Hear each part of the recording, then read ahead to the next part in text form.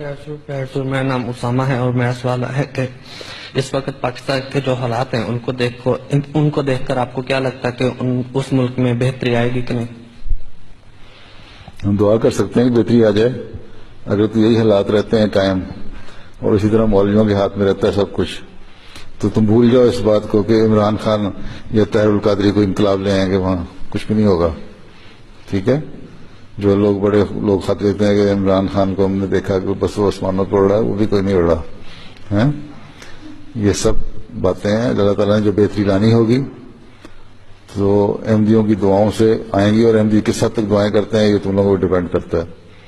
ٹھیک؟